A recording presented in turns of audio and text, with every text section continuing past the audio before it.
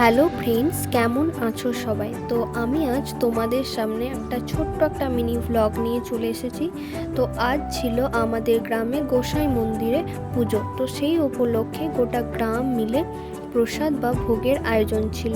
তো সেখানেই চলে গিয়েছিলাম। আর এই পুজোটা কিন্তু প্রত্যেক বছরই পৌষ মাসের সংক্রান্তির পরের দিন হয়ে থাকে।